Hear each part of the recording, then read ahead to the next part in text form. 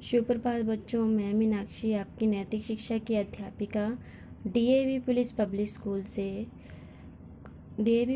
School Kurukshetra से कक्षा 7वीं को आज पाठ 2 पढ़ाऊंगी। पाठ 2 का नाम है धर्म के लक्षण। सामान्यतः हिंदू, मुस्लिम, सिख, ईसाई आदि को अलग अलग धर्म के मानने वाला समझ लिया जाता है। वास्तव में यह ठीक नहीं है कि हिंदू का अर्थ एक देश विशेष भारत में रहने वाला और वहाँ की संस्कृति को मानने वाला। सिख, बौद्ध, जैन उसी संस्कृति के अंतर्गत विशेष मत या प्रथ है। इस्लाम और ईसाईयत विदेशी संस्कृति से प्रभावित मजहब हैं। कोई व्यक्ति हिंदू, मुस्लिम या ईसाई होते हुए भी धार्मिक भी हो सकता है और अधार्मिक भी हो सकता है। धार्मिक का अर्थ है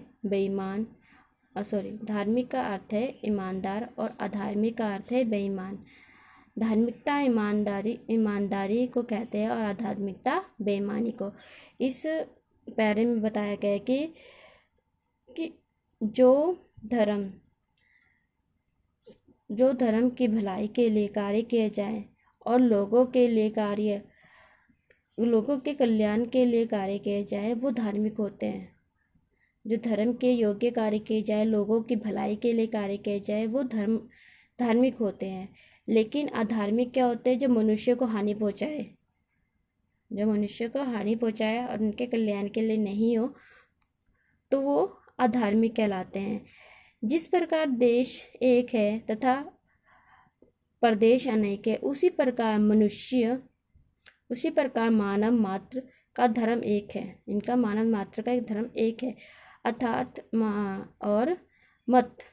अर्थात विचारधारा अनेक है।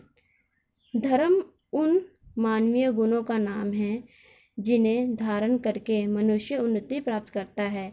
कुछ मानवीय सद्गुण ऐसे होते हैं जो संसार के सभी मनुष्य के लिए उपयोगी होते हैं, जैसे ईमानदारी।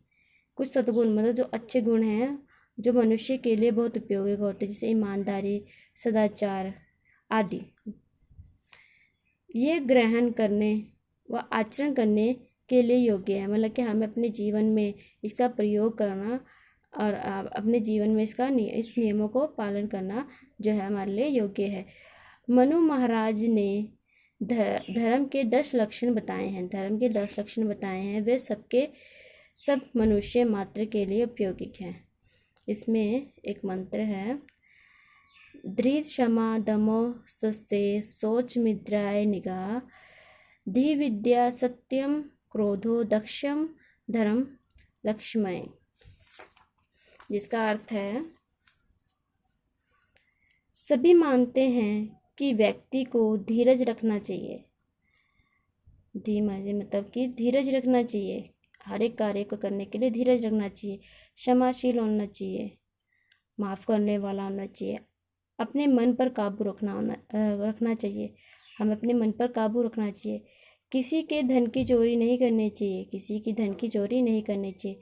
शरीर और मन से पवित्र होना चाहिए। शरीर और मन से पवित्र मतलब अच्छा होना चाहिए। इंद्रियों का दास नहीं बनाना चाहिए। इंद्रियों का मतलब कि हमारी जो आँख नाक जो देखती हैं, कई बार क्या होता है वो चीज़ सभी सच्चे नहीं होते, तो हमें उसका दास नहीं बनना है, उसे वश में रखना चाहिए। क्रोध नहीं करना चाहिए, गुस्सा नहीं करना चाहिए, सत्य का पालन करना चाहिए। पर ऐसा मानने और कहने मात्र से कोई व्यक्ति धार्मिक नहीं होता है कि उन्हें इंद्रियों का ज्ञान आता है, क्षमाशील होना चाहिए, तो इससे वो क्या है कि धार्मिक नहीं बन सकता।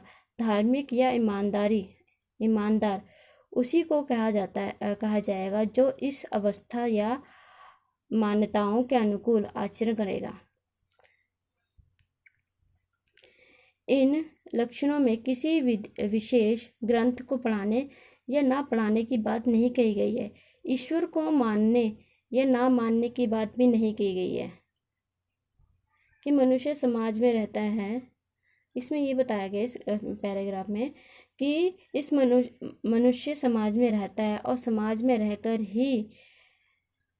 रहकर ही वह सामाजिक प्राणियों के लिए जो भलाई करता है, भला सोचता है, वो ही धार्मिक कहलाता है। वो ही धार्मिक कहलाता है जो मनुष्य समाज में रहने वाले मनुष्य के लिए भलाई सोचता है, वो ही मनुष्य जो है धार्मिक कहलाता है।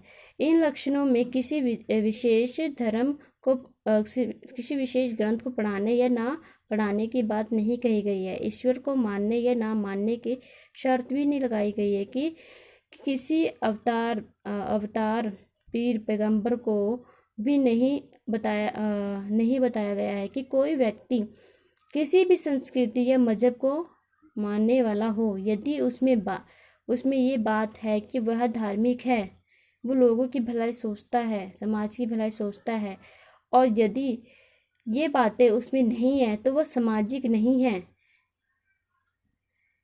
ये गुण धर्म की पहचान नहीं कराता है कि वो लोगों की भलाई नहीं सोचता है, तो ये गुण जो है धर्म नहीं कहलाता है। उपयुक्त 10 नियमों में यह पहचानों का संबंध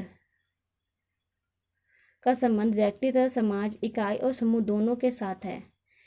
जिस समाज में सदस्य में या जिस समूह में इकाइयों में ये गुण होगा, वह समाज, वह राष्ट्र, वह समूह धार्मिक सभ्य कहला जाएगा। वह इकाई और व्यक्ति तो धार्मिक ही होगा। जहाँ पर मनुष्य की भलाई के लिए कार्य किया जाएगा, वही धार्मिक कहलाएगा। ऋषियों ने धर्म को एक और परिभाषा दी है, यथो अद्भुतीय निश्चय सिद्धि सा धर्म, अर्थात धर्म वह है जिस पर आचरण करने से अपनी और सबकी उन्नति हो।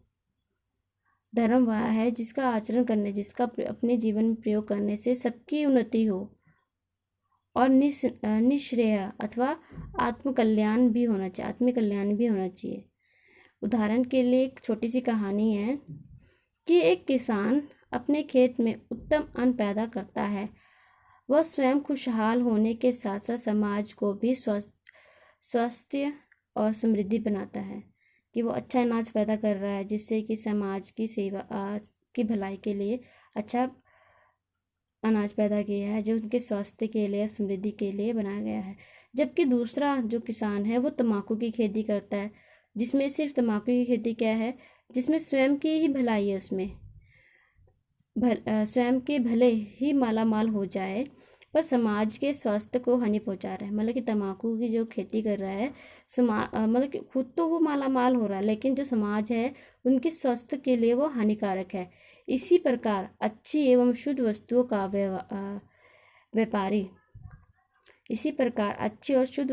व्यापारी अपने साथ साथ समाज की हित करता है, मतलब समाज की उन्नति के लिए, उनके स्वास्थ्य के लिए भी सोचता है।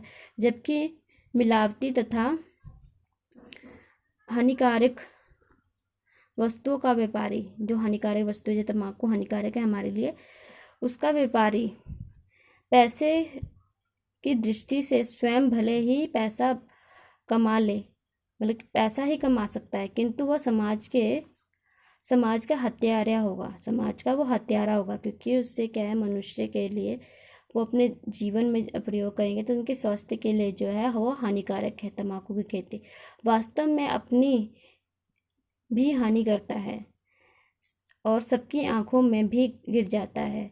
अंत ऐसा करना चाहिए जिसमें अपने साथ साथ दूसरों का भी हित हो, आत्मा मेली भी ना हो। मतलब कि ऐसा कार्य करना चाहिए जिससे कि दूसरों की भी भलाई हो और हमारी आत्मा मेली भी ना हो। कभी कभी धर्म और अधर्म के समझने में विद्वान भी भटक जाते हैं। अतः आत्मन प्रतिकूलन प्रयासना समाचेतनाएं, अर्थात जो हमारे प्रतिकूल हो वह व्यवहार हमें दूसरों के साथ नहीं करना चाहिए।